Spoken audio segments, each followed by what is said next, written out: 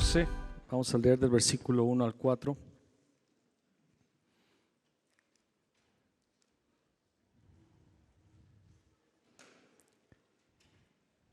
Cuando lo tengan, digan ya.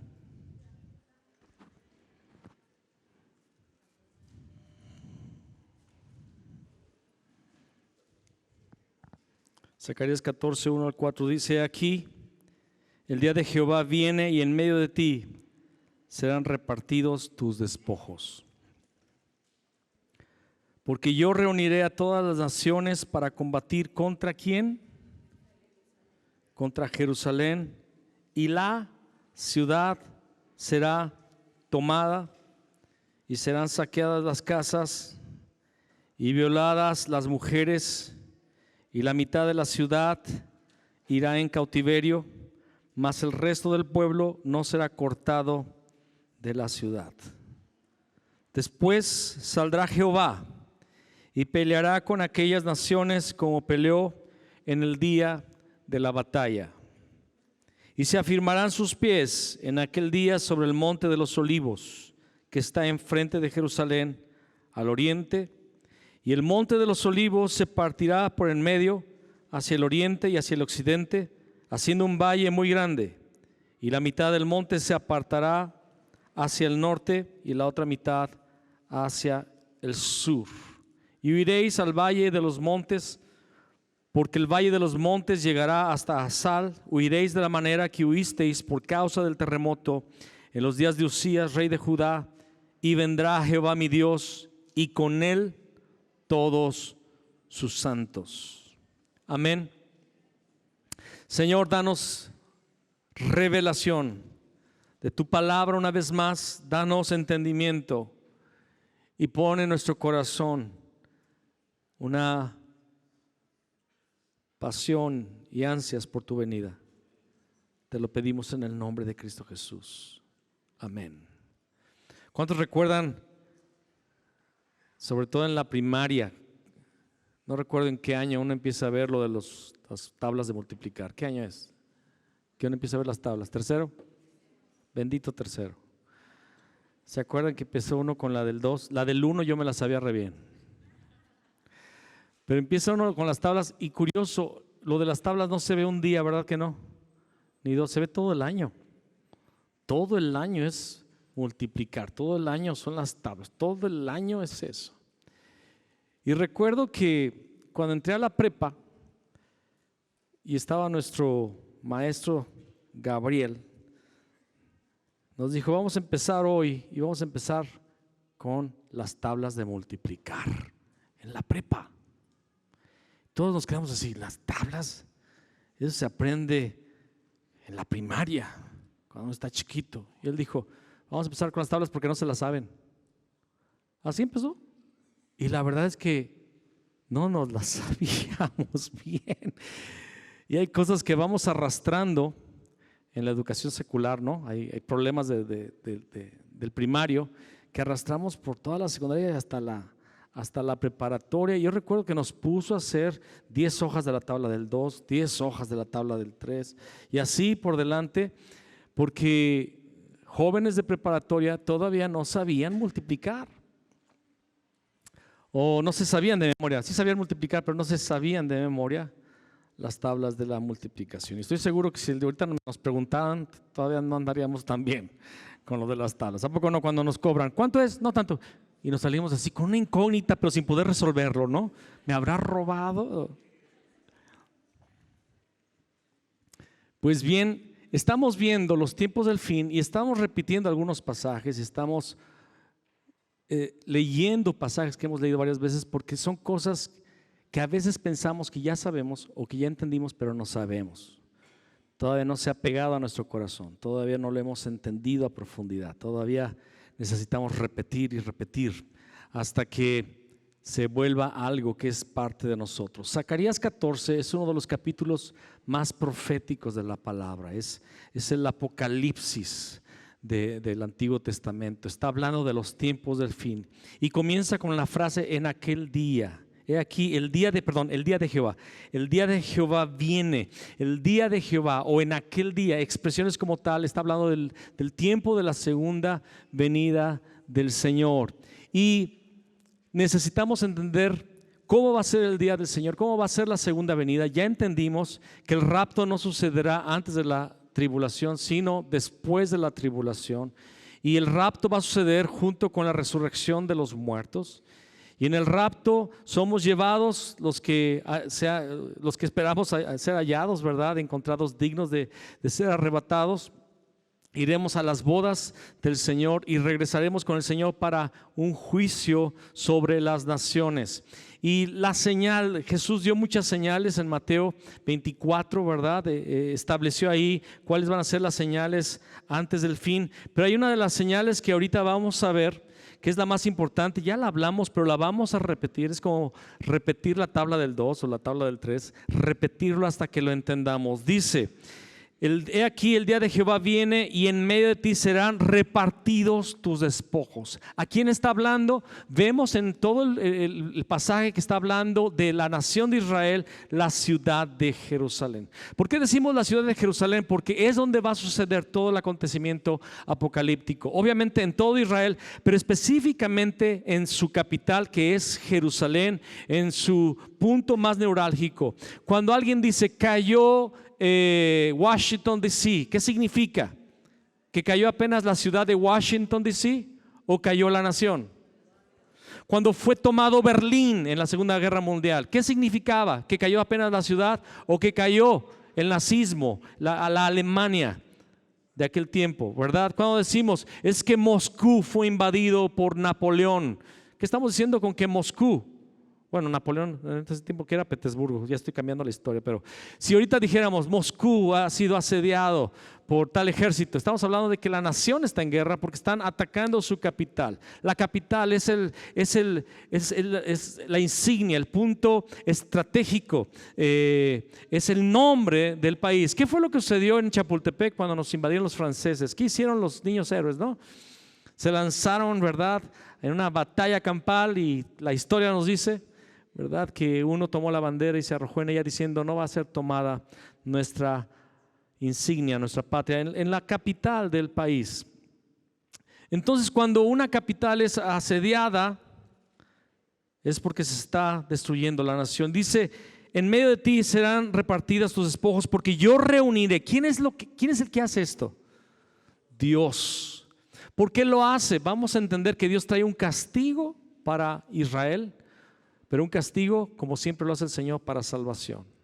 Cuando disciplinamos a nuestros hijos, los disciplinamos porque los amamos, no porque los odiamos, aunque los hijos piensen lo contrario. ¿Qué dice el niño cuando le pega el papá? Tú no me quieres. No, porque te quiero, te pego, ¿verdad? A mí me querían mucho. Yo reuniré a todas las naciones para combatir contra ¿quién? ¿Contra quién? Dígalo. Contra Jerusalén, la capital, Jerusalén, la ciudad. Esto no es una metáfora, no es un símbolo, es literal, es geográfico. Contra Jerusalén. Y la ciudad, ¿qué va a ser? Va a ser tomada. La ciudad será tomada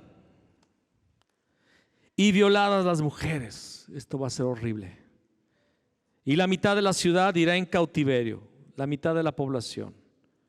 Mas el resto del pueblo no será cortado de la ciudad, van a continuar con vida. ¿Después de qué? Saldrá después de la toma de Jerusalén, después del asedio de las naciones, después de una guerra donde va a ser tomada la capital, saldrá el Señor y peleará con aquellas naciones como peleó en el día de la batalla. ¿Quién va a salir a pelear por Israel? El Señor Jesús, la segunda venida. Es la segunda venida, Él ya viene, Él ya vino. Y como vimos en el contexto, ya sonó la séptima trompeta. Ya hubo la resurrección de los muertos, la transformación de los santos, el arrebatamiento. Después saldrá Jehová. ¿Después de qué? De un periodo que la palabra le llama gran tribulación. ¿No pierdes esa porción? Vamos a otra vez a Apocalipsis capítulo 11. Apocalipsis 11. 1 y 2.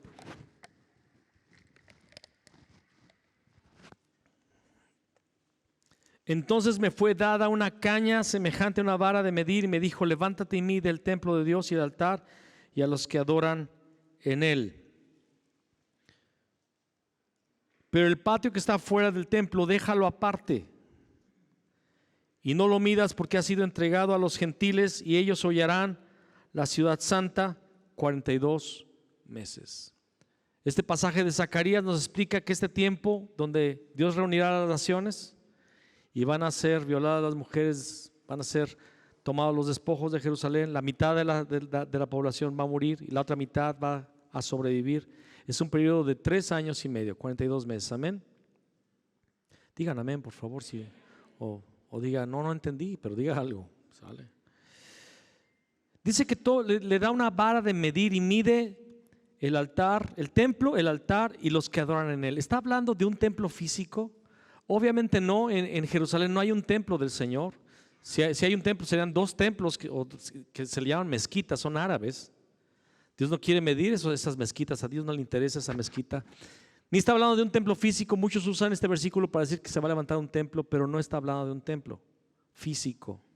Porque también dice, y a los que adoran en él. Dios va a tomar la medida de 1.42, 1.55, 1.72, 1.80. Este fulano mide 1.90. ¿Está Dios midiendo la estatura de las personas?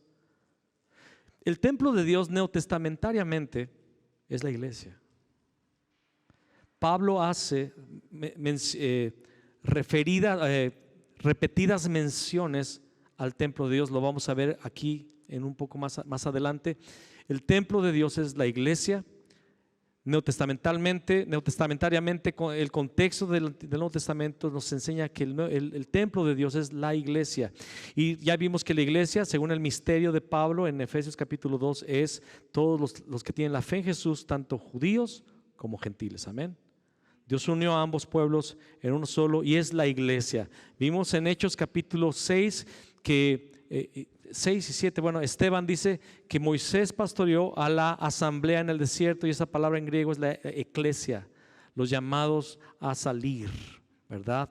Del mundo, los llamados a salir del pecado, los llamados a salir del cautiverio de Satanás. La iglesia siempre ha sido Israel, y el día de hoy la iglesia son aquellos que son circuncidados en su corazón, tanto judíos como gentiles. Y Dios dice: mide el templo. O sea que Dios está esperando una medida. Dios está esperando una estatura en la iglesia. Amén. Dios está esperando una estatura espiritual. ¿De dónde saca eso, pastor? La palabra dice en Efesios 4: hasta que todos lleguemos a la estatura del varón perfecto. ¿Cuántos se recuerdan ese pasaje? Él estableció a unos apóstoles, profetas, evangelistas, apóstoles, evangelistas, profetas, pastores y maestros para perfeccionar a los santos para la obra del ministerio, a fin de que todos lleguemos a la estatura, a la plenitud del varón perfecto. Entonces, aquí dice: mide el templo de Dios y el altar y a los que adoran en él. Pero el patio que está fuera del templo, ¿qué es el patio? Los que no están en el templo, los que están fuera de la salvación, los que están fuera de Cristo. Pero el patio que está fuera, déjalo aparte y no lo midas, porque ha sido entregado a los gentiles. Y ellos, ¿quiénes son los gentiles el día de hoy? ¿Cuántos saben que ya no somos gentiles? Pablo lo dice: ya no somos gentiles ni advenedizos, no somos extranjeros ni advenedizos, sino conciudadanos.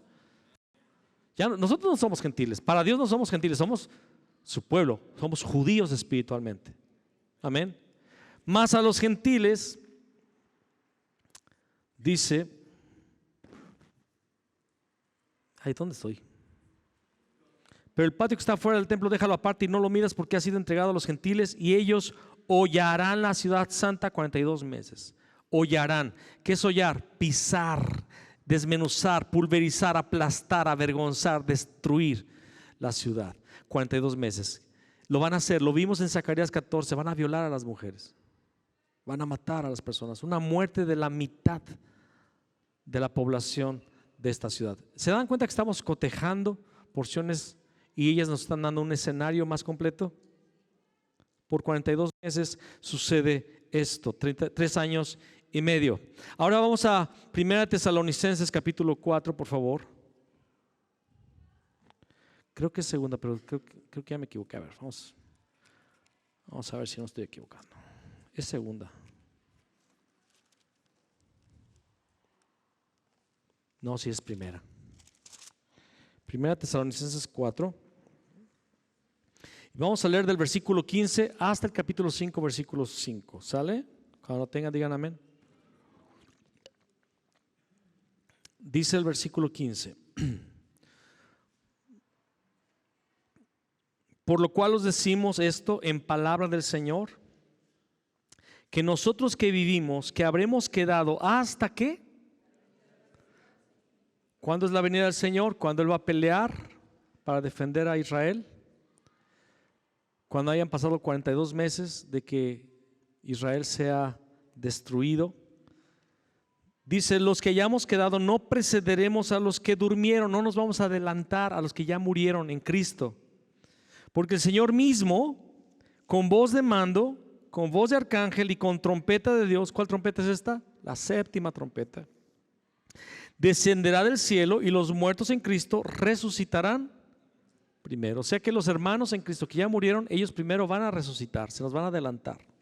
Luego, nosotros los que vivimos, los que hayamos quedado, seremos arrebatados juntamente con ellos en las nubes para recibir al Señor en el aire, y así estaremos siempre con el Señor.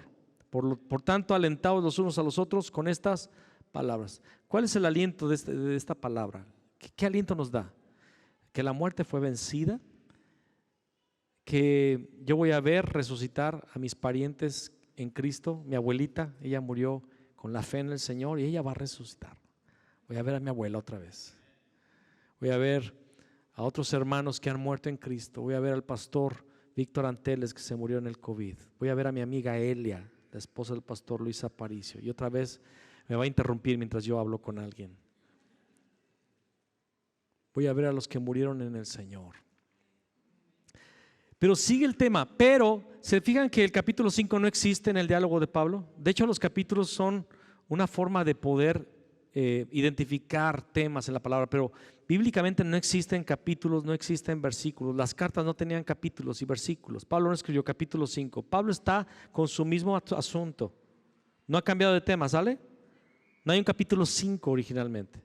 Y dice Pablo, pero está hablando de la venida del Señor. Amén, el contexto es ese. ¿Está conmigo? Pero de los tiempos, ¿estás conmigo, Brian? ¿O estás pensando en el otro coche que tienes que vender mañana? No, ok.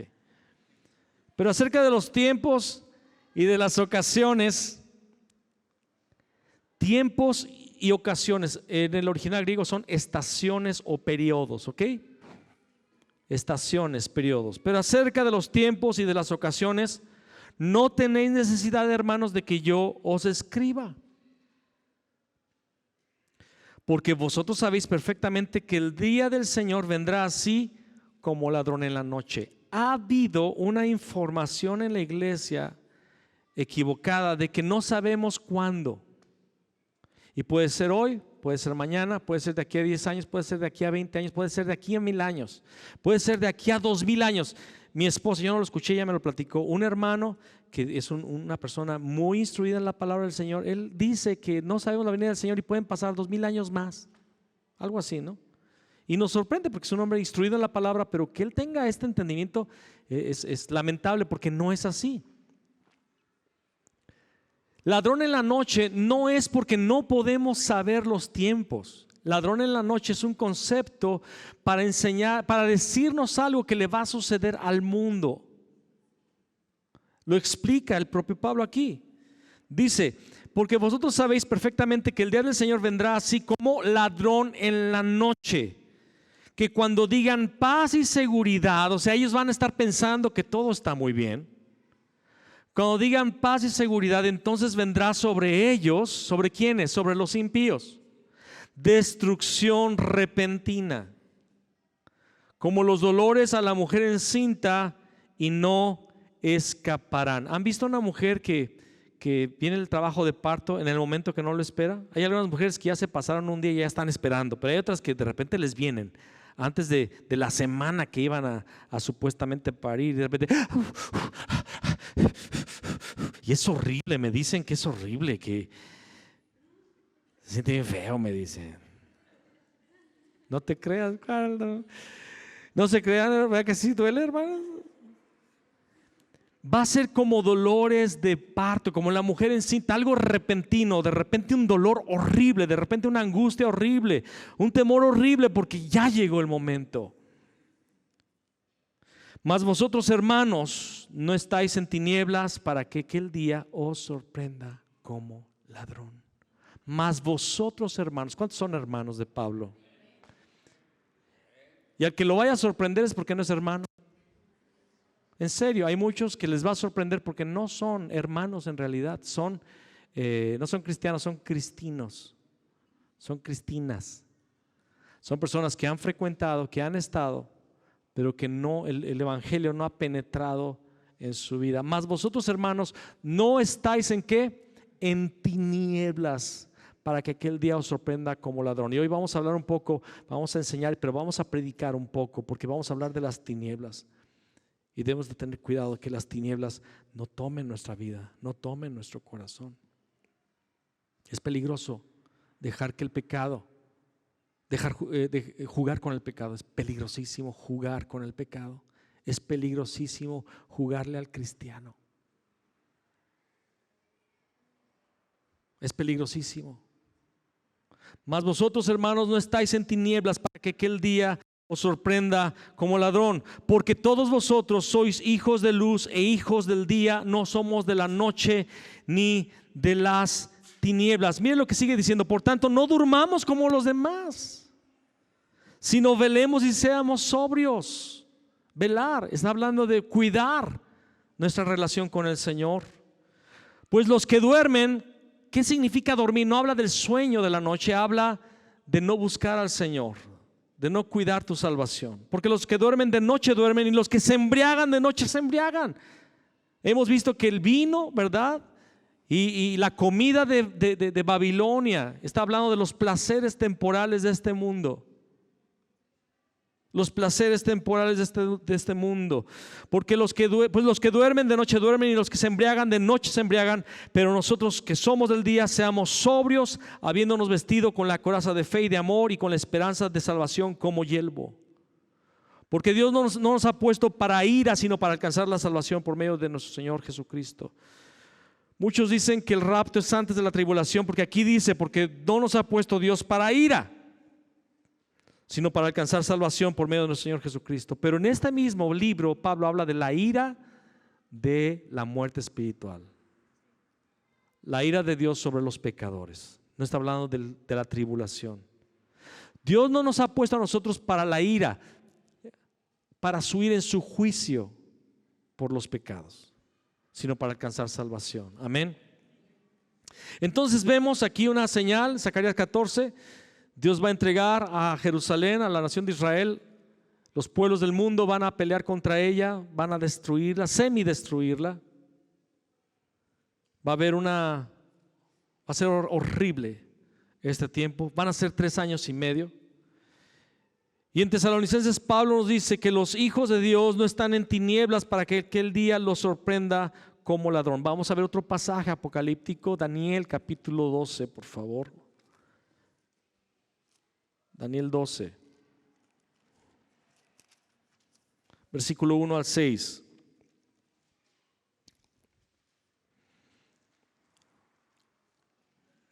¿Lo tienes? Daniel capítulo 12, versículo 1 al 6. En aquel tiempo, ¿cuál es aquel tiempo? El día del Señor. Amén. El día final, el día de la segunda venida.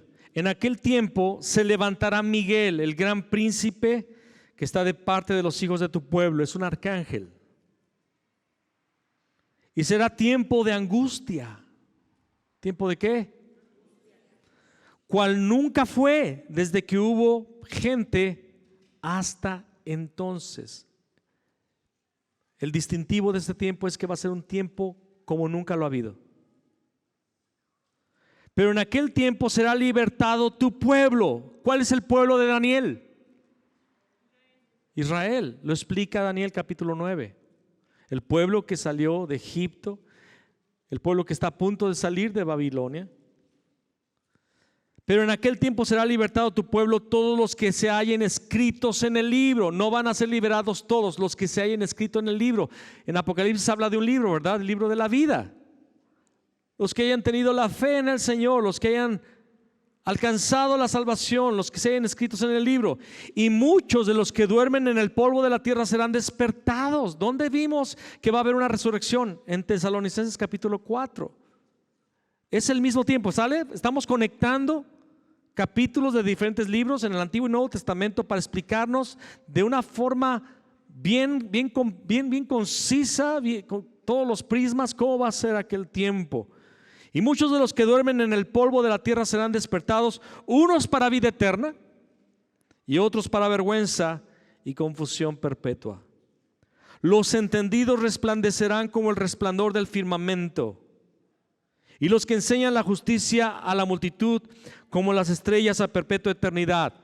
La manifestación gloriosa de los hijos de Dios, los cristianos maduros que van a ser puestos en gobierno, van a mostrar la luz del Señor, van a mostrar el poder del Señor. Esas dos compañías, Elías y Moisés de Apocalipsis 11, ¿se acuerdan que por 3 años y medio Dios los usa poderosamente? Amén. ¿Cuántos quieren pertenecer a esas compañías? Esa unción. Pero tú, Daniel, cierra las palabras y sella el libro hasta el tiempo del fin. ¿Qué significa cierra las palabras y sella el libro? Esto no es para que ustedes lo entiendan ahorita, es lo que está explicando Daniel, el Señor a Daniel. Cierra las palabras y sella el libro hasta el tiempo del fin. Muchos correrán de aquí para allá y la ciencia aumentará. ¿Alguien ha visto que la ciencia esté aumentando en este tiempo? Que estén descubriendo cosas impresionantes. ¿Sabía usted que el alunizaje del Apolo, no sé qué a la luna, no me acuerdo cómo se llamaba, el Apolo 13 o algo así, cuando el hombre pisó por primera vez la luna, ese cohete espacial era lo más sofisticado que había en cuanto a electrónica, en cuanto a ingeniería. Fue un suceso que impresionó a todo el planeta. Todo el mundo estuvo viendo eso. A mí no me tocó verlo, pero a mis padres sí. La tecnología computacional de ese cohete es nada comparado con un celular el día de hoy. La tecnología que usted tiene en su celular es 5 o 6 veces más avanzada que toda la computación que había, todos los sistemas de computación que había en esa nave. La ciencia ha aumentado. Y yo, Daniel, miré, y he aquí otros 2 que estaban en pie, el uno a este lado del río y el otro al otro lado del río. Y dijo uno al varón vestido de lino que estaba sobre las aguas del río: ¿cuándo será el fin de estas maravillas? ¿Cuándo será el fin de estas maravillas? ¿Cuáles maravillas? ¿Cuáles maravillas? Y dice: y oí al varón vestido de lino que estaba sobre las aguas del río, el cual alzó su diestra y su siniestra al cielo y juró por el que vive por los siglos que será por tiempo 1 año, y tiempos 2 años, y la mitad de un tiempo, medio año, 3 años y medio. ¿Se da cuenta cómo todo casa? ¿Se da cuenta cómo todo embona? Apocalipsis 11, 3 años y medio. Daniel 12, 3 años y medio. Y cuando se acabe la dispersión del poder del pueblo santo, todas estas cosas serán cumplidas. Cuando se acabe la dispersión, cuando a Israel se le haya quitado su propia autoridad política, y cuando se acabe la dispersión del poder del pueblo santo, no está hablando de los cristianos, está hablando del pueblo de Daniel. Es un pueblo santo. Santo no significa que sean puros espiritualmente. Santo significa apartado para un uso específico. Obviamente también santo significa espiritualmente consagrados a Dios, ¿sí? Pero en el lenguaje que está usando aquí la palabra de Dios está diciendo el pueblo santo de Daniel.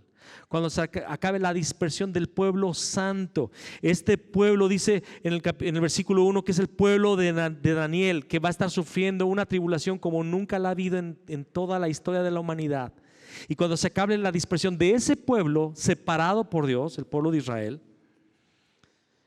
todas estas cosas serán cumplidas. Y yo oí, mas no entendí. Y dije, Señor mío, ¿cuál será el fin de estas cosas? Él respondió, anda, Daniel, pues estas palabras están cerradas y selladas hasta el tiempo del fin. ¿Hasta cuándo? Se ha usado para decir, es que esto nadie lo puede entender. Está sellado hasta el tiempo del fin. Y los que van a estar viviendo en el tiempo del fin, que somos ya nosotros, se nos están revelando. Porque están selladas por un tiempo. Por un tiempo. A Daniel no le tocaba saber de ese tiempo. ¿Qué le dijo Jesús a los discípulos? No os toca a vosotros saber los tiempos o las sazones. No es para esta época. Dio las señales para nosotros. Jesús lo dijo para que se escribiera, pero a ellos no les tocaba saber los tiempos o las sazones. ¿Restaurarás el reino a Israel en este tiempo? El reino va a ser restaurado cuando sucedan estas señales. ¿Cuándo será el fin de estas maravillas? ¿Cuáles maravillas? Hay 3 maravillas que vemos aquí en Daniel 6. Primer maravilla, el peor tiempo de angustia de toda la tierra. Esa es la primera maravilla. El peor tiempo de toda la tierra. Segunda maravilla, la resurrección de los muertos. Los que se levanten del polvo. Es una maravilla, ¿no es así? Tercer maravilla, el mover del Espíritu Santo a través de los vasos preparados. Vamos a ver estas cosas. Va a haber una manifestación del poder de Dios a través de los hijos huíos, hijos maduros. Amén. ¿Cuántos quieren ser parte de esos que van a resplandecer y van a enseñar la justicia? ¿Quiere enseñar la justicia? ¿Conoce la Biblia? ¿Lee la Biblia? ¿Cómo va a enseñar usted la justicia si usted no conoce la palabra del justo? Los que van a enseñar justicia y que van a resplandecer son personas que aman la palabra de Dios, que aman al Señor y lo buscan todos los días. Ahora vamos a Lucas 21, por favor. Lucas 21.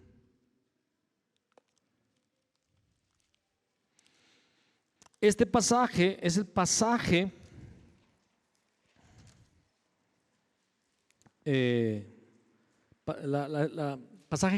referencia cruzada de Mateo 23. Amén. Pero ahora es bajo la perspectiva de el evangelista Lucas. Lucas 21. Vamos a ver el versículo 20, por favor. Y Lucas dice algo que no está escrito en Mateo 23. Pero cuando viereis a Jerusalén rodeada de ejércitos, sabed entonces que su destrucción ha llegado. Cuando vean que a Jerusalén rodeada de ejércitos, sabed entonces que su destrucción ha llegado. Entonces los que estén en México huyan a los montes. ¿No? Los que estén en El Salvador huyan a los montes. Ha habido un entendimiento de que la gran tribulación va a ser mundial, y no va a ser mundial, va a ser en Jerusalén. Sí va a haber una tribulación como ya la hay mundial para los cristianos, pero de la tribulación que habla Daniel, que habla Zacarías, que habla Apocalipsis, cual nunca ha habido desde que hay hombre, es una tribulación sobre Israel, sobre Jerusalén. Los que estén en Judea, Judea es los que estén en la tierra de Judá, la tierra de Israel. Amén. Los que estén en Judea huyan a los montes, y los que en medio de ella váyanse, y los que estén en los campos no entren en ella, porque estos son días de retribución, para que se cumplan todas las cosas que están escritas. Mas hay de las que estén encintas y de las que críen en aquellos días, porque habrá una gran calamidad en la tierra e ira sobre este pueblo, y caerán a filo de espada y serán llevados cautivos a todas las naciones, y Jerusalén será hollada por los gentiles. ¿Dónde vimos que Jerusalén será hollada? En Zacarías 14. Hasta que los tiempos de los gentiles se cumplan. ¿Dónde vimos que hay un tiempo para los gentiles? En Apocalipsis 11. El patio es dado a los gentiles por 3 años y medio. Entonces habrá señales en el sol, en la luna y en las estrellas, y en la tierra angustia de las gentes, confundidas a causa del bramido del mar y de las olas. Obviamente la naturaleza va a reaccionar. Desfalleciendo los hombres por el temor y la expectación de las cosas que sobrevendrán en la tierra, porque las potencias de los cielos serán conmovidas. Entonces verán al Hijo del Hombre que vendrá en una nube con poder y gran gloria. Alguien diga amén. Cuando estas cosas comiencen a suceder, ¿cuáles cosas? Una guerra contra Israel. Cuando estas cosas comiencen a suceder, erguíos y levantad vuestra cabeza, porque vuestra redención está cerca. Cuando estas cosas, ¿qué? Comiencen. Cuando dice comiencen a suceder, ¿qué idea nos está dando? No va a ser de golpe todo. El escenario se va a ir acomodando y ya estamos viéndolo. Ya estamos viéndolo. Había una imaginación fantasiosa en el colectivo cristiano de los momentos del fin, pero estamos viendo algo totalmente distinto. El escenario apocalíptico ya se está moviendo. Y lo que no entendemos es que todo lo que está sucediendo geopolíticamente en esta región de Medio Oriente es una estrategia bien planeada por los enemigos de Israel, pero más que eso es algo ya designado por Dios de una forma sobrenatural impresionante. ¿Qué es lo sobrenatural? Y voy a estar volviendo a repetir cosas que ya dije la predicación, la enseñanza pasada.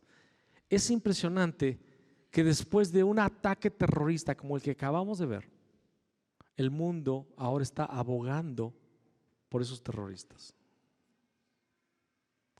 Es impresionante que después del terrorismo que vieron nuestros ojos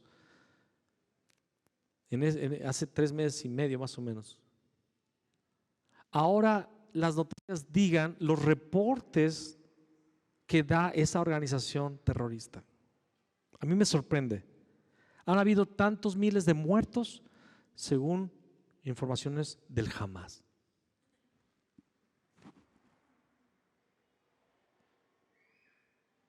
O sea que le crees al reporte de los terroristas y no te importa dar el reporte de los que fueron aterrorizados y atacados, porque Israel tiene un reporte. El que fue violentado, el que fue atacado, al que le hicieron lo que le hicieron, él tiene un reporte, porque son milicianos, ellos tienen reportes. ¿Y tú? Prensa mundial, ¿me das el reporte que te da el grupo terrorista? Miren, para que ustedes entiendan el nivel. ¿Cuántos saben que Satanás es el príncipe de la potestad del aire? Él maneja los medios de comunicación. En el tiempo que la OLP tomó el Líbano, al norte de Israel, se decía que el Líbano gozaba de gran paz, que la OLP había traído orden y democracia al pueblo libanés, y que era bueno lo que estaba sucediendo en el Líbano. ¿Cuántos saben que el Líbano estaba sufriendo una guerra interna horrible y que estaban siendo destruidos? En la calle los terroristas de la OLP se sentaban a tomar café y empezaban, cuando se les ocurría, empezaban a jugar de matar personas al azar. Pum. Sacaban su pistola y mataban gente. Después se supo que la OLP secuestró a uno de los reporteros internacionales que estaban ahí, lo atormentó por días y después lo cortó en pedazos, puso cada pedazo en una caja y lo envió a la casa de cada reportero del mundo que vivía en el Líbano, con un recado: si ustedes no reportan lo que les decimos, les va a pasar lo mismo. Y todos los reporteros reportaban lo que la OLP decía que reportaran. Hasta que la OLP empezó a atacar a Israel desde el norte. Israel entró con sus ejércitos a atacar a esa organización terrorista llamada Organización para la Liberación Palestina. La OLP significa Organización para la Liberación Palestina. Fue fundada por Yasser Arafat, quien ya murió. Continúa esa organización. Entró Israel a atacarlos, y cuando los atacó, los libaneses aplaudían como sus libertadores al ejército israelí. Hamas, OLP, ¿cómo se llaman los? Hezbollah. Y todas esas organizaciones son hermandades árabes islámicas que odian a Israel y que supuestamente están peleando por la tierra porque les pertenece. Cosa curiosa, por siglos no les interesó la tierra. Es como el niño que tiene una pelota vieja ahí tirada por 2 semanas y llega una visita y quiere jugar con la pelota, y el niño: es mi pelota. Pues bien, no les interesa la tierra. Algunos de los palestinos que hoy viven ahí sí son de otras generaciones, pero la mayoría son inyectados por las naciones árabes, gente pobre que ha sido llevada desde otros países árabes a vivir ahí, siendo mantenidos por la comunidad árabe para que vivan ahí, para que ocupen ese lugar, para hacerle la guerra a Israel. La Franja de Gaza, para los que no saben, eran tierras de Israel que Israel cedió a cambio de paz en los 1990 y pocos. Con Yasser Arafat se dio tierra por la paz. Franja de Gaza, muchos piensan: Franja de Gaza es que están atacando un pueblo con autonomía. No, es tierra que Israel se dio a cambio de paz. ¿Y qué hizo este grupo, estos palestinos? En realidad, el Hamas, que es una organización terrorista junto con la OLP y todos los demás, han estado siendo y son financiados por países como Irán, Sudán, Irak, Arabia Saudita, Qatar, países millonarios, para enviar misiles todos los días. Israel invierte en su defensa nacional millones y millones y millones de dólares anualmente. Todo judío, todo israelí tiene que servir militarmente 2 meses al año, mujeres y hombres, porque están siendo atacados continuamente por todas las naciones árabes del mundo. ¿Saben por qué? Porque Israel es la prueba viva de que el Islam es una mentira. Y que su profeta, no digo su nombre, pero empieza con Ma y termina con Oma, es un mentiroso, porque él dijo que Israel no existiría más. Israel existe y existirá por los siglos de los siglos, porque Israel es el pueblo de Dios. Israel es la prueba viva de que es una mentira. Ese profeta y esa religión, fue fundada esa religión 600 años después de Cristo Jesús. Son descendientes de Ismael, enemigos de Isaac.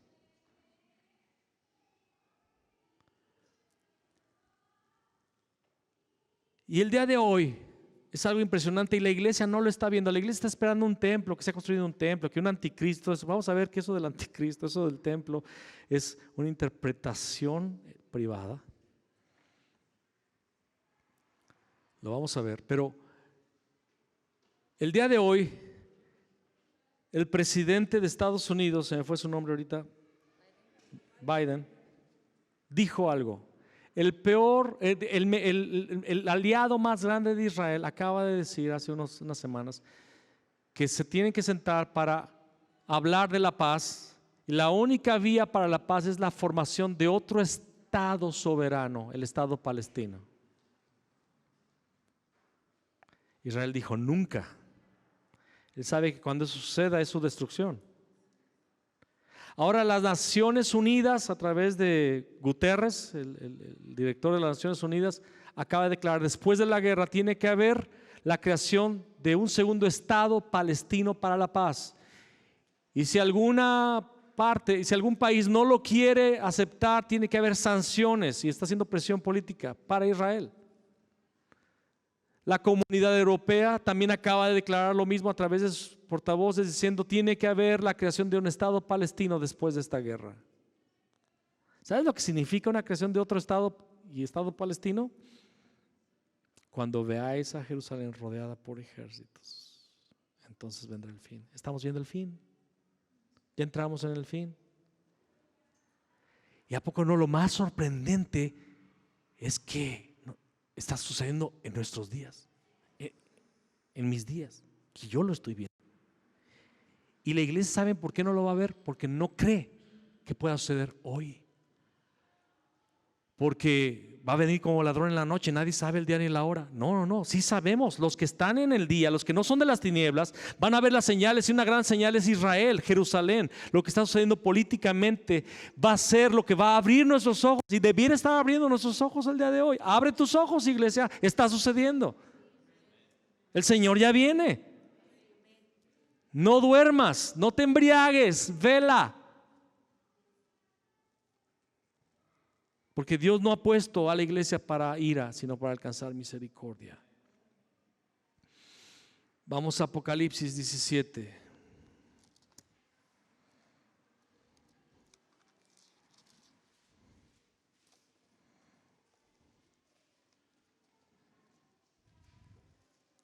Vino entonces uno de los 7 ángeles que tenían las 7 copas y habló conmigo diciéndome: ven acá y te mostraré la sentencia contra la gran ramera. ¿Quién es la gran ramera? La que está sentada sobre muchas aguas. ¿Cuántos han escuchado que la gran ramera es la iglesia católica, que es Roma? Pues no es. No es. La iglesia católica no es salva, no lo es, pero no es la gran ramera. Con la cual han fornicado los reyes de la tierra, y los moradores de la tierra se han embriagado con el vino de su fornicación. Y me llevó en el espíritu al desierto, y vi a una mujer sentada sobre una bestia escarlata, llena de nombres de blasfemia, que tenía 7 cabezas y 10 cuernos. ¿Cuántas cabezas? 7 cabezas, 10 cuernos. ¿Cuántos han leído esto y nada más les asusta y no entienden nada? La bestia escarlata de 7 cabezas, ¿verdad? ¿Y cuántas diademas? Ok, 7 cabezas y 10 cuernos. ¿Qué es esto? La gran ramera se sienta sobre esta bestia, y la mujer estaba vestida de púrpura y escarlata y adornada de oro, o sea, es rica, de piedras preciosas y de perlas, y tenía en la mano un cáliz de oro lleno de abominaciones y de la inmundicia de su fornicación. Y en su frente su nombre escrito, un misterio: Babilonia la grande, la madre de las rameras y de las abominaciones de la tierra. Vi a la mujer ebria de la sangre de los santos y de la sangre de los mártires de Jesús. Y cuando la vi, quedé asombrado con gran asombro, y el ángel me dijo: ¿por qué te asombras? Yo te diré el misterio de la mujer y de la bestia que la trae, la cual tiene las 7 cabezas y los 10 cuernos. Entonces vamos a ver el misterio, ¿sale? La bestia que has visto era y no es, y está por subir del abismo e ir a la perdición. Y los moradores de la tierra, aquellos cuyos nombres no están escritos desde la fundación del mundo en el libro de la vida, se asombrarán viendo la bestia que era y no es y será. Esto para la mente que tenga sabiduría. Las 7 cabezas son 7 montes sobre los cuales se sienta la mujer, y son 7 reyes. 5 de ellos han caído, uno es, y el otro aún no ha venido, y cuando venga es necesario que dure breve tiempo. Aquí tenemos que tener entendimiento. Dice que esta bestia, sus 7 cabezas son 7 montes. No hay tiempo para dar los versículos para explicar, pero cuando la palabra habla de montes, habla de reinos. ¿Sale? Reinos. Y son 7 reyes. Un rey representa su reino. Nabucodonosor, ¿qué representaba? Reino de Babilonia. Cuando tú hablas de Alejandro Magno, ¿en quién piensas? El imperio griego, ¿sí o no? Y así por delante. Dice la palabra, dice, son 7 reyes, 5 de ellos han caído. O sea, para el tiempo de Juan había 5 de esas cabezas, 5 de esos reyes ya habían caído. Por eso la bestia que era, que no es y que será, porque ha tenido gobiernos que han estado, han caído, y hay algunos que van a estar en el futuro. pero todos son parte de la misma bestia. ¿Quién es la bestia? Es el imperio satánico, el gobierno de las tinieblas, manifestado en sus expresiones de reinos. El primer imperio mundial fue el imperio egipcio. ¿Se acuerdan? El primer imperio que la palabra narra es el imperio egipcio. Alguien dirá, y Babel y Nimrod no llegó a ser, el Señor los dispersó. El imperio egipcio cayó con la salida de Israel. El segundo imperio fue el imperio asirio. El reino del norte fue llevado cautivo por ese imperio. El tercer reino fue el imperio babilónico con Nabucodonosor. Judá, el reino del sur, fue llevado cautivo. El siguiente imperio fue el imperio medo-persa con Alejandro Magno. Destruyó al imperio babilónico. El imperio griego cayó por el imperio romano. Por eso dice, ahora vamos a leer otra vez. 5 de ellos han caído, uno es, y el otro aún no ha venido.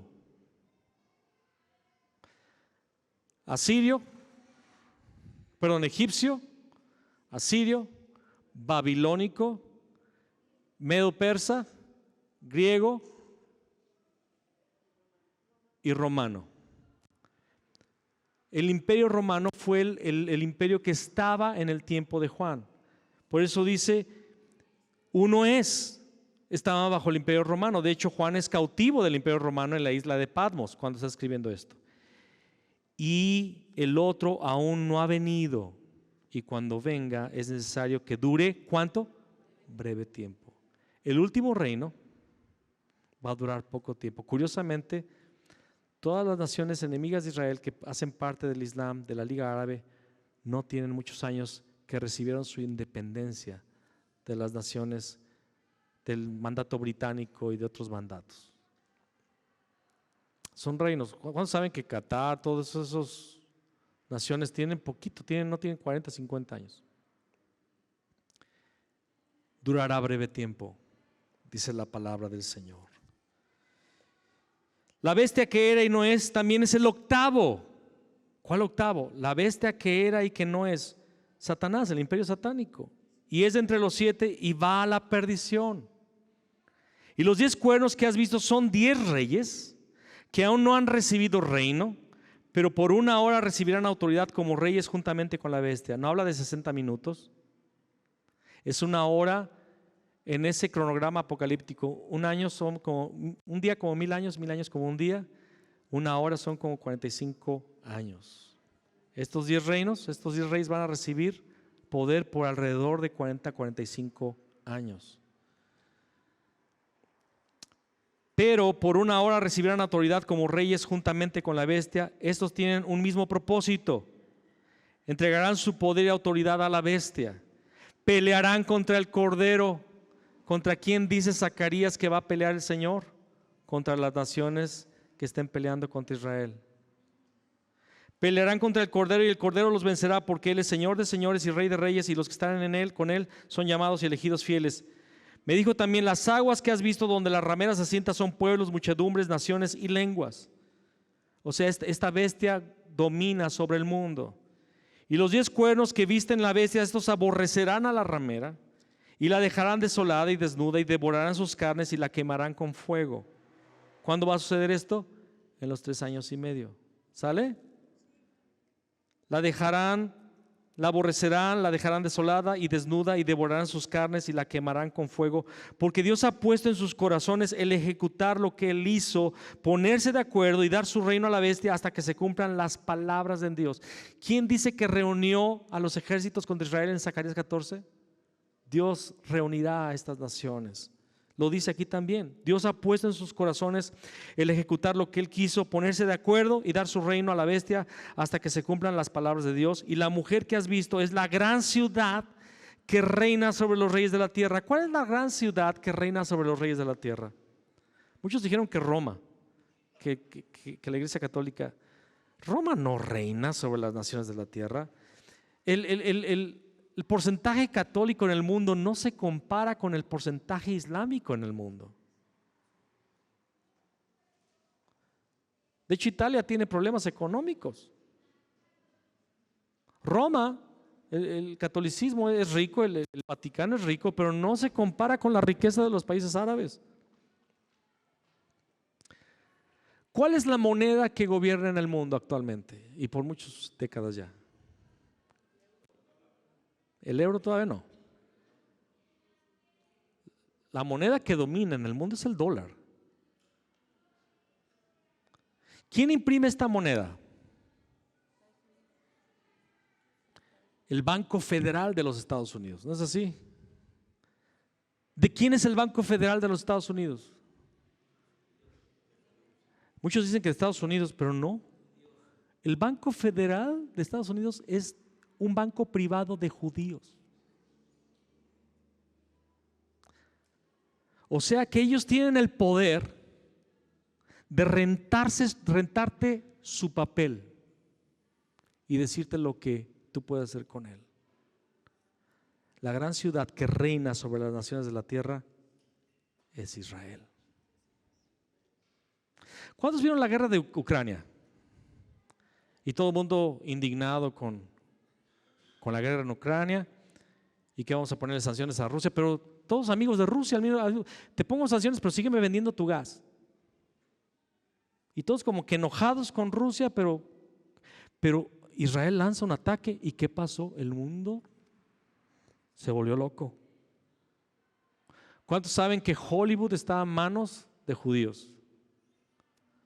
¿Cuántos saben que la prensa mundial está a mano de judíos?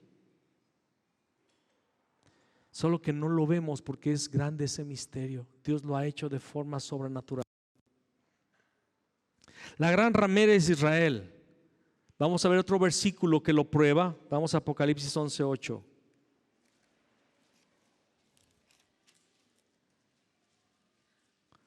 Ahí en Apocalipsis 17 se le llama Babilonia la Grande, la madre de todas las rameras, ¿ok?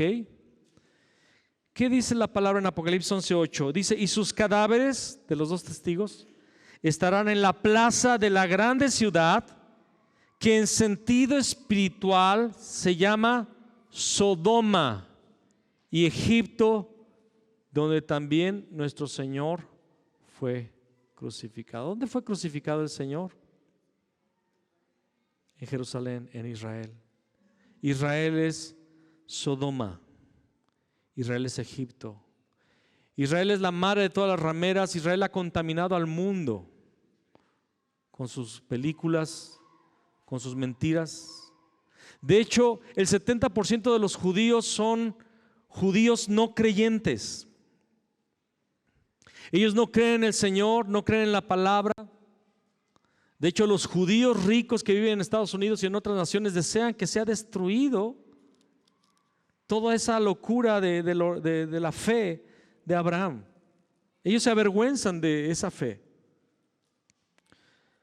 Y cuando la gran ramera sea destruida, ahí en Apocalipsis capítulo 17, 18 viene Apocalipsis 19, que es cuando viene el Señor. Y se celebran las bodas del Cordero. Póngase de pie, nada más, todavía no terminamos, pero para que les circule la sangre, por favor. Póngase de pie, muévase un momento. Muévase ahí, te falta un poquito más. Y lo que viene está más interesante todavía.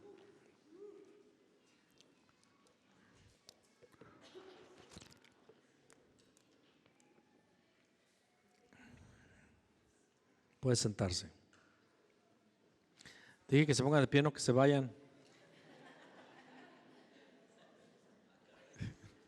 Lo bueno es que están yendo hacia el otro lado, hacia la puerta de salida. No les circuló nada más la sangre.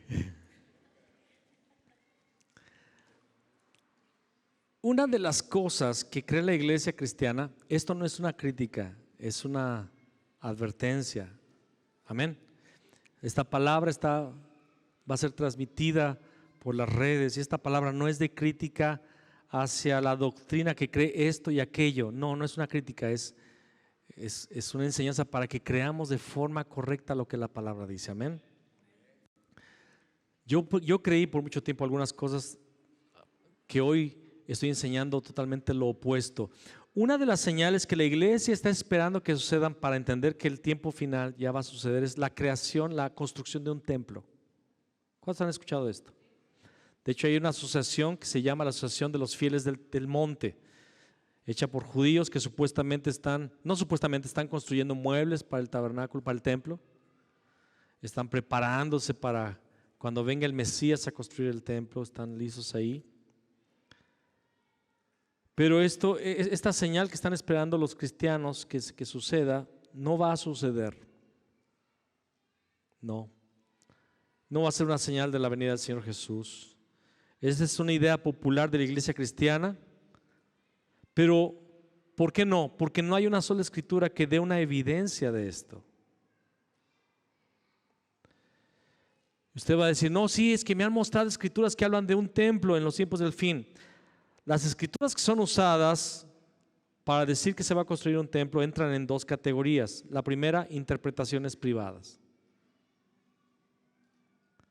Y la segunda, si se analizan esos textos en su idioma original, nos muestran todo lo contrario. Para empezar, muchos dicen que los judíos están esperando ese templo. El 70% de los judíos son seculares. No quieren construirlo. ¿Saben por qué? Primeramente porque no tienen fe. ¿Para qué quieren un templo? Ellos no creen en eso. 70% de los judíos. No sé si me estás captando. El otro 30% tampoco cree, ahorita voy a explicar por qué. Pero el 70% de los judíos seculares no quieren reconstruirlo, no tienen fe y no quieren problemas con el pueblo islámico. ¿Por qué? Porque el monte donde estaba el templo están dos mezquitas árabes, islámicas. Y los judíos seculares saben que si quieren construir un templo, van a tener lo que ellos no quieren, la destrucción. De hecho, no están permitidos de entrar a esa área los judíos, ni los gentiles, o sea, solamente árabes pueden entrar. Y algunos que se han metido ahí de alguna forma rara, pero en general nadie se puede meter ahí más que los que adoran a Alá, los que creen en el Islam. Y los judíos ortodoxos, alguien va a decir los judíos ortodoxos si quieren un templo, ellos menos. ¿Sabes por qué? Porque ellos creen lo que dice la Escritura. La Escritura dice en Zacarías 6, versículos 2 y 13, dice así: y le hablarás diciendo, así ha hablado Jehová de los ejércitos, diciendo, he aquí el varón cuyo nombre es el renuevo, el cual brotará de sus raíces y edificará el templo de Jehová. Ellos creen que el único que puede construir el templo es el renuevo. Él edificará el templo de Jehová y él llevará gloria y se sentará y dominará en su trono, y habrá sacerdote a su lado y consejo de paz habrá entre ambos. Pero para entender este versículo necesitamos entender lo que un judío ortodoxo piensa. Los judíos ortodoxos no creen en el evangelio. Ellos no pueden comprender que su Dios pueda ser un hombre. ¿Por qué no creen en el evangelio? Ellos no pueden entender que Jesús sea Dios, que Dios se haya hecho un hombre. Ellos entienden por su Mesías un político, un hombre que los va a libertar del poder de sus enemigos. Ellos no consideran al Mesías un Dios. Ellos tienen un entendimiento distinto del evangelio. Por eso cuando les dices que Jesús es Dios, ellos pegan el grito y lo querían apedrear a Jesús cuando él dijo que era Dios, cuando él decía que Dios era su Padre. Y hasta el día de hoy ese pensamiento persiste en sus corazones. Hay un versículo que es el favorito, y con este versículo vamos a entrar en el punto final de esta palabra. Vamos a 2 Tesalonicenses 2, versículo 3 al 5. Segundo libro de Tesalonicenses, segunda carta a los Tesalonicenses, capítulo 2.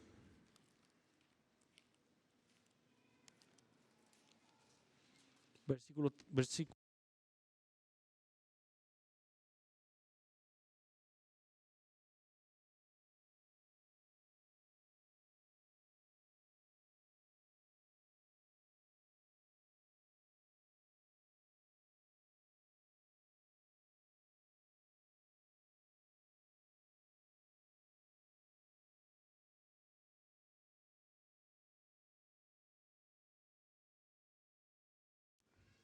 Segunda Tesalonicenses 2, versículo 3 al 5 dice: nadie os engañe en ninguna manera, porque no vendrá la venida del Señor, es el contexto. Nadie os engañe en ninguna manera, porque no vendrá sin que antes venga la, ¿qué? Apostasía. Y se manifieste el hombre de pecado. Aquí es donde introducen al anticristo, ¿sale? Y venga el hombre de pecado, y se manifiesta el hombre de pecado, el hijo de perdición, el cual se opone y se levanta contra todo lo que se llama Dios o es objeto de culto, tanto que se sienta en el templo de Dios como Dios, haciéndose pasar por Dios. ¿No os acordáis que cuando yo estaba todavía con vosotros os decía esto? Aquí está, hermano, aquí está el anticristo y aquí está el templo, porque se sienta en el templo de Dios como Dios. Y se creó toda una enseñanza que son puras interpretaciones privadas, que el anticristo va a hacer un pacto con el pueblo judío, va a conseguir quitar las mezquitas y ponerlas en otro lugar, y va a construir un templo allí, y los palestinos, los islámicos van a estar de acuerdo por la paz, que se quiten las mezquitas, no sé cómo se las van a llevar, a ponerlas en otro lugar, y va a levantar un templo, y por 3 años y medio va a haber paz en Israel, y a la mitad de los 3 años, de los 7 años a los 3 años y medio, va a entrar en el templo y va a ofrecer un cerdo o un animal inmundo, y ahí va a venir la gran tribulación. Se habla de ese anticristo. Todo eso se inventó basado en esta escritura, pero hay varios problemas con esta interpretación. Ese es el versículo favorito de los que creen que el anticristo va a construir un templo. ¿Cuáles son los problemas? Dice aquí: hasta que se manifieste, antes que venga la apostasía y se manifieste el hombre de pecado, el hijo de perdición. ¿Dice anticristo? No dice anticristo. De hecho, Jesús no habló de un anticristo, ¿sabían? Pablo no habló de un anticristo. Pedro no habló de un anticristo. El único que habla de un anticristo es Juan, y dice que hay muchos anticristos, no uno. ¿Qué es un anticristo? Aquel que se opone a Cristo, no un personaje apocalíptico. ¿Están captando? Toda profecía tiene que estar corroborada por los apóstoles y por el Antiguo Testamento y por Jesús. Hay 7 pilares de la doctrina. Un día vamos a hablar de esto. Se tiene que repetir por boca de todos. Hemos estado viendo cómo Daniel habló lo mismo que Zacarías, lo mismo que Apocalipsis, lo mismo que otros, Mateo 23, Lucas 18, 21. Todo lo que tú ves de una profecía se tiene que repetir por todos los demás, porque Dios siempre da su palabra por boca de 2 o 3 testigos para que quede firme, para que quede claro. Dios quiere que entendamos de forma clara todo. Dios no es como mi esposa, que me manda a comprar las cosas sin detalles específicos. Llego a la carnicería, me da 1 kilo de carne. ¿Cómo lo quiere? ¿A la Juliana? ¿A la que es? Yo, y le repito, yo quiero 1 kilo de carne. Sí, pero ¿cómo lo quiere? 1 kilo de carne. Y Dios no es así como mi esposa. Él da muchos detalles. Fíjense, es broma, mi vida es broma. Yo te amo, yo te amo. Sabes que yo te amo. Se dice el hijo de perdición. Ahora, ¿quién habla del hijo de perdición? ¿Quién es el hijo de perdición? ¿Es el anticristo? No dice que es el anticristo. Pablo nunca menciona al anticristo. ¿A qué se refiere con hijo de perdición? Vamos a ver la única porción que habla, otra porción que habla del hijo de perdición. ¿Y saben quién habló del hijo de perdición? Jesús. Vamos a verlo. Vamos a Juan, capítulo 17.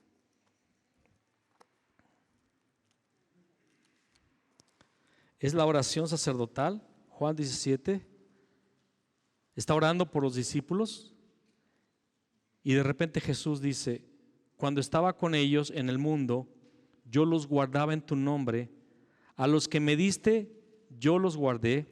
Y ninguno de ellos se perdió, sino el hijo de perdición, para que la escritura se cumpliese. Dios guardó a sus discípulos, a los 11. Solamente se perdió uno. ¿Quién? El hijo de perdición. ¿Quién fue ese hijo de perdición? Judas fue el hijo de perdición. cuando Pablo habla en 2 Tesalonicenses que se manifiesta la apostasía y el hijo de perdición, no se está refiriendo a un anticristo. Está hablando de una cosa, apostasía, y lo vamos a hablar de aquí a poquito. ¿Qué es la apostasía? Cuando venga la apostasía se va a manifestar el hijo de perdición. ¿Quién fue el hijo de perdición a los ojos de Jesús? Judas. ¿Quién fue Judas? Uno de los 12 del círculo íntimo de Jesús, que caminaba con él, predicaba con él, y Judas sanó enfermos y expulsó demonios bajo la unción de Cristo Jesús. Judas se adelantó a las aldeas para que recibieran a Jesús. Judas era de tanta confianza de Jesús que era el que guardaba las finanzas. Mi amigo, mi compañero, con quien compartíamos secretos en la intimidad, dice el Salmo, era amigo de Jesús. Por eso cuando se acerca a Jesús para entregarlo, le besa, porque era íntimo, lo podía besar. Con un beso entregas a tu maestro. Los guardé a todos menos al hijo de perdición. ¿Quién es el hijo de perdición? Judas. ¿Qué es Judas? ¿Sabía usted que Judas no es el nombre de Judas? Es una traducción de su nombre. Judas en realidad era Judá. Judá. Creo que se fue el volumen. Judá. Judá en hebreo. Judá o Judá. ¿Y sabes lo que significa Judá? Alabanza. El nombre que Dios que Lea le dio a su hijo es: ahora alabaré al Señor. Alabanza. Alabanza traicionó a Jesús. ¿Está escuchando? El hijo de perdición. Alabanza traicionó a Jesús.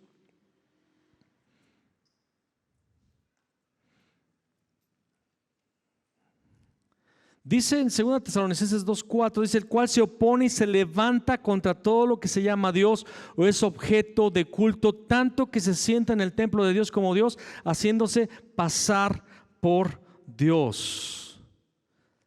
Se opone a Dios, o lo que da culto a Dios. ¿Qué es lo que Satanás quiere más que todas las cosas? El culto. La adoración. ¿Qué fue lo primero lo más importante que para Satanás que le pidió a Jesús? Él le trataba de tentar y no podía, pero llega a un punto donde le dice: te doy todo. O sea, ya echó todas las monedas. Ok, ahí va la apuesta, todo o nada. Te doy todo. Aquí vino Jesús a redimir el planeta. Te lo doy. Te pido nada más lo que más quiero, que me adores. El hijo de perdición, alabanza, se opone contra todo lo que llama a Dios, es objeto de culto, tanto se siente en el templo de Dios como Dios, haciéndose pasar por Dios. ¿Qué es el culto? Es ministrar al Señor. ¿Cómo se sienta Dios en su templo? No está hablando de un templo físico, porque si Pablo estuviera hablando de un templo físico que un anticristo va a levantar, él estaría engañando a todos sus lectores, porque carta tras carta él escribió que el templo de Dios somos nosotros, su iglesia. ¿Y cómo es posible que Pablo estuvo escribiendo en carta tras carta: ustedes son el templo, tu cuerpo es el templo, somos el templo, y Dios está habitando en su templo? Y de repente llega a Tesalonicenses y dice: el templo no es el templo que les dije, es otro templo que se va a construir físico. Esteban dijo en Hechos 6: Dios no habita en templos hechos por manos humanas. ¿Cómo se sienta Dios en su templo? Fíjense, el hijo de perdición se sienta en el templo de Dios. ¿Quién es el hijo de perdición? Alabanza. ¿Qué es lo que se da en el templo de Dios? Alabanza. ¿Cómo se sienta en el templo? Dios. Dios, ¿cómo se sienta entre nosotros? Salmo 22:2 dice: sin embargo, tú eres santo, estás entronizado en las alabanzas de Israel. ¿Cuántos saben que Dios es entronizado? Él se sienta. ¿Qué es entronizar? Un trono. Alguien que se sienta en un trono. ¿Qué es el trono? Una silla especial. La única silla donde un rey se puede sentar. Y desde esa silla, Él es el rey. Él es el que gobierna. A Él se le da adoración. A Él se le obedece. A Él se le reconoce. Cuando venimos a la iglesia y cantamos al Señor a través de la alabanza, lo estamos entronizando. Y cuando lo alabamos, y esto es precioso, porque cuando vengas a cantar no estás cantando, estás entronizándolo, estás coronándolo, estás diciéndole a Dios: Dios, siéntate en esta tu iglesia que es el templo, gobierna sobre nosotros, manifiesta tu poder, manifiesta tu gloria, ejerce tu soberanía. Queremos escuchar tu voz para obedecerla, porque tú eres Dios y eres mi Señor, y tú te sientas como el rey en mi vida. Y lo hacemos a través de la alabanza. Sin embargo, tú eres santo. En otras versiones dice: tú habitas en las alabanzas de Israel.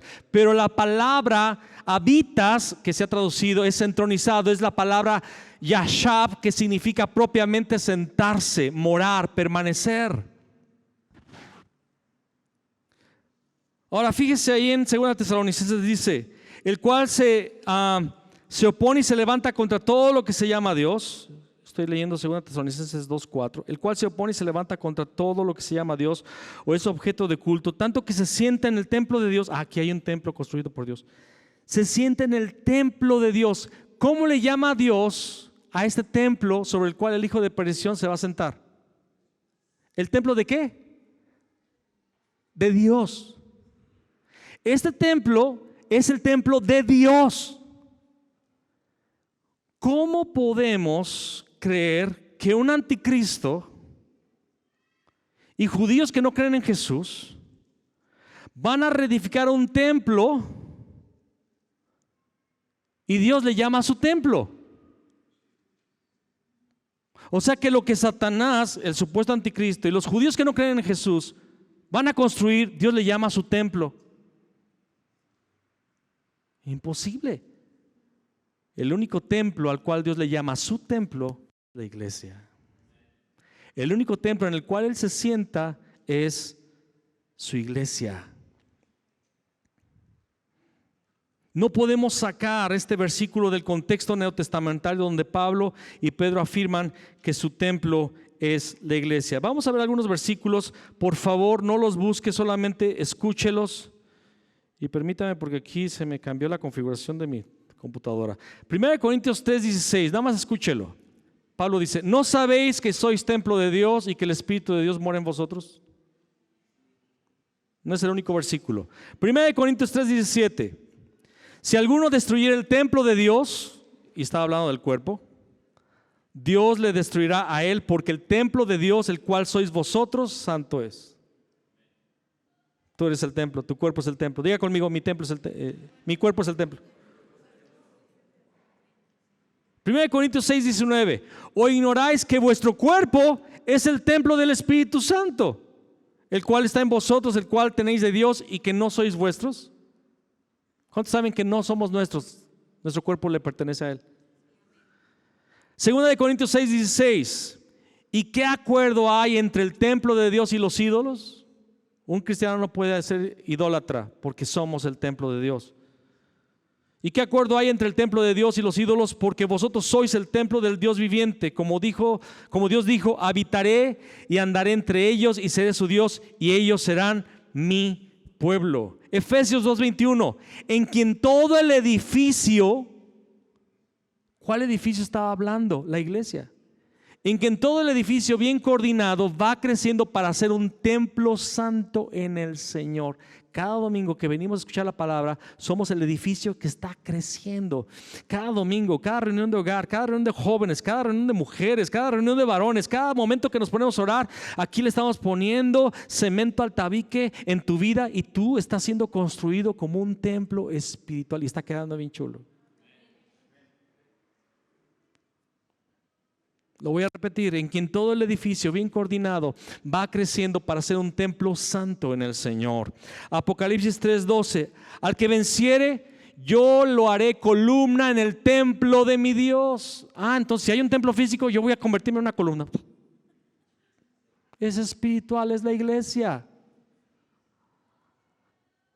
Yo le haré columna en el templo de mi Dios y nunca más saldrá de ahí, y escribiré sobre él el nombre de mi Dios y el nombre de la ciudad de mi Dios, la nueva Jerusalén, la cual desciende del cielo de mi Dios, y un nombre nuevo. Según Tesalonicenses 2:3 dice que primero tiene que venir la apostasía. Entonces dice que no vendrá el Señor hasta que no venga la apostasía. Está hablando de la apostasía con los judíos. ¿Qué es apostasía? Apostasía es estar en el camino y salirse de él. Eso es la apostasía, ¿sale? La apostasía es cuando un cristiano, que es el templo, se aparta del camino, porque el hijo de perdición, alabanza, dejas de darle la alabanza al verdadero Dios y permites que un espíritu inmundo se sienta en el templo de Dios. Se opone contra que tú le des el culto y la alabanza a Dios. Se opone contra que tú le des el trono a Dios en tu vida, en tu corazón. Y Él se sienta. Parece espiritual. Parece evangelio. El pueblo judío, que supuestamente va a construir el templo, no puede apostatar, porque apostatar significa dejar el camino, y el pueblo judío no está en el camino. Desde hace 2000 años ellos no están en el camino. Solo hay un templo actual en el cual Dios recibe la alabanza, y esta es la iglesia. Hoy podremos ver que la iglesia está apostatando porque está dejando el camino, siguiendo un evangelio diferente. Segunda de Corintios capítulo 11 versículo 4 dice: porque si alguien nos predica un Jesús diferente, o un espíritu diferente, o un evangelio diferente, bien lo toleráis. Hoy la iglesia mundial está apostatando. Satanás ha entrado en la iglesia. ¿Se acuerdan que dice que Judas estaba con Jesús en el aposento alto? Y dice que Satanás entró en su corazón. ¿Se acuerdan? Satanás entró en su corazón. ¿Por qué Satanás entró en el corazón de Judas? Porque él apostató, se salió del camino. ¿Cómo fue que se salió del camino? Amaba el dinero. Él nunca pudo vencer un problema del amor al dinero. ¿Se acuerdan quién fue el que dijo: este perfume caro se podría haber vendido y dado por 200 denarios y dado a los pobres? Y dice: no porque se cuidaba de los pobres, sino porque era ladrón y sustraía de las ofrendas. Voy a aprovechar. ¿Estás sustrayendo del diezmo? ¿Estás sustrayendo de la ofrenda que es del Señor? ¿Saben que una de las cosas por las que muchas personas no quieren venir a la iglesia es por el diezmo y la ofrenda? Es que ahí roban. Si robáramos, no viviría donde vivo, ni tendría el coche que tengo, que me lo dieron, porque ni tenía para comprarlo. Aquí no se roba.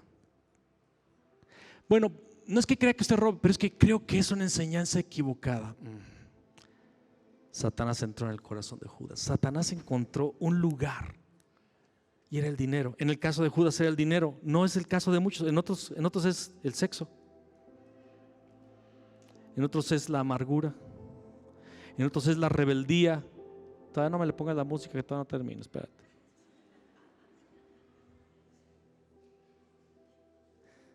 El hijo de perdición es el espíritu que toma el lugar de Dios en tu vida. Y Pablo dice: no va a venir, el Señor no va a venir hasta que venga la apostasía. Y esto solamente, la apostasía solamente puede suceder en la iglesia, que la iglesia está al camino. Y venga y se manifieste el hijo de perdición. ¿Qué es ese hijo de perdición? Es un espíritu en la iglesia que va a tomar, va a parecer que es la alabanza a Dios, pero va a tomar el lugar de Dios. Y es una iglesia que ha perdido el evangelio, que le vende a sus congregantes un evangelio centrado en tu beneficio y no en la cruz, que te promete que vas a poder tener tu vida de placeres en este mundo y aún así vas a ser salvo. Que te promete bendición económica, que te promete salud, que te promete restauración familiar, que te promete todas las cosas que tú quieras, con tal de que tú estés aquí y seas parte de mi iglesia. Sin entender que el evangelio es renuncia. El evangelio es: yo me quito del propio trono de mi vida y quiero que Dios sea el trono, sea el Señor y el que se sienta en el trono de mi corazón.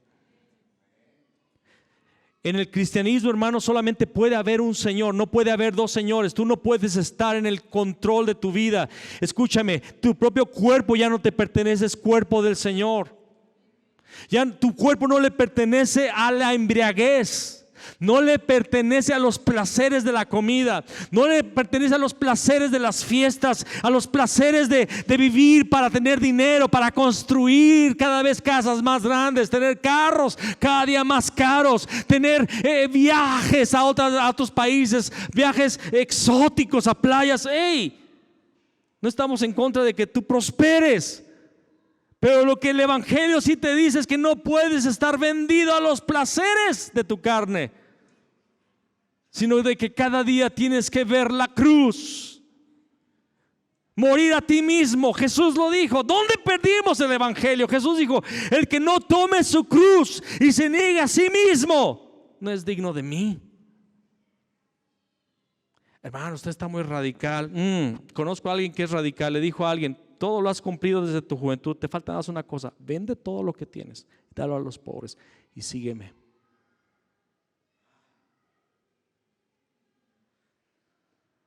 ¿Quién dijo eso? ¿Y por qué le pidió eso a ese joven? Porque sabía que el dinero lo tenía a él. Señor, déjame que entierre a mi padre y a mi madre. El que toma su mano y lo pone en el arado y voltea hacia atrás no es digno de mí. Deja que los muertos entierren a sus muertos. Señor, dile a mi hermano que reparta conmigo la herencia. ¿Quién soy yo? ¿Quién me ha puesto como repartidor de herencias?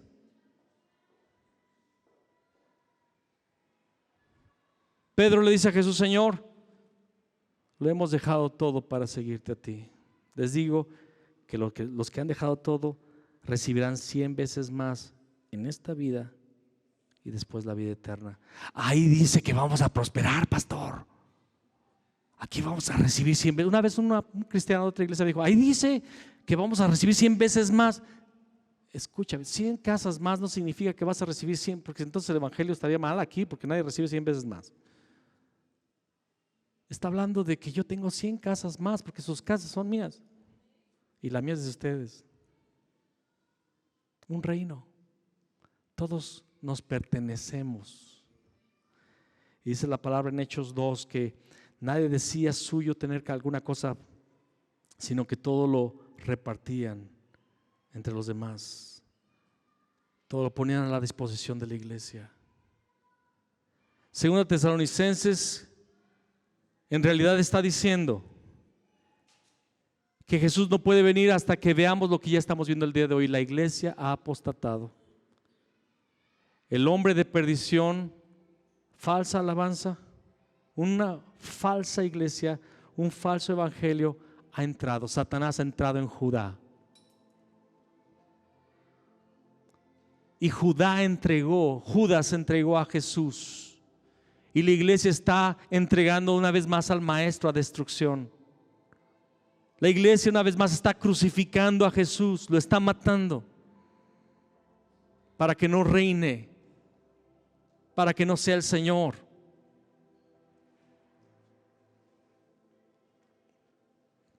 Esta porción no habla de un templo físico. Habla de que el Señor Jesús vendrá cuando el templo de Dios, la iglesia, sea contaminada por Satanás. Y eso ya sucedió. Eso ya sucedió. Yo oro al Señor que mientras seamos iglesia, nosotros nos mantengamos siendo el templo verdadero del Señor donde Dios se sienta. Que nunca este púlpito sea tomado por un evangelio barato para mantenerlos entretenidos aquí. Mucha gente se ha ido de este lugar. Se ha ido, centenas de personas han pasado por aquí y no han permanecido. ¿Sabes por qué? Porque el tema no es, la predicación no es barata, no es muy placentera. El mensaje de este púlpito es: muere para que Él viva. Ponte de pie.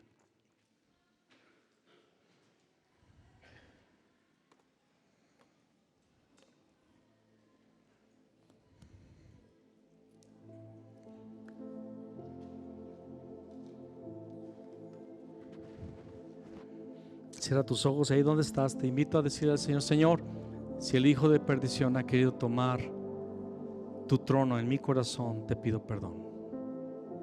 No permitas que el hijo de perdición se siente en tu templo. Dile al Señor conmigo: no permitas que el hijo de perdición se siente en tu templo. Hoy entendemos que el hijo de perdición es un espíritu inmundo que quiere ocupar tu lugar en el corazón de tu iglesia. El hijo de perdición, Señor, quiere que apostatemos, quiere que abandonemos el camino, como lo hizo Judá, como lo hizo Judas. Señor, no permitas que apostatemos. Dile al Señor, no me permitas apostatar, no me permitas salir del camino, no permitas que yo salga del camino. No permitas que sea como Judas, que dice que salió del aposento alto y se internó en las tinieblas y se suicidó. Perdió la salvación. Guárdanos, Señor. Dile al Señor: guárdanos. Guárdanos, que nosotros, Señor, que el brillo de este mundo se pierda ante la magnificencia de tu gloria. Permítenos ver a Cristo. Permítenos contemplar a tu Hijo Jesús. Permítenos entender, Señor, que la eternidad está en tu mano, Señor, esperándonos. Pues te lo pedimos en el nombre de Cristo Jesús. Amén y amén. Tome su lugar.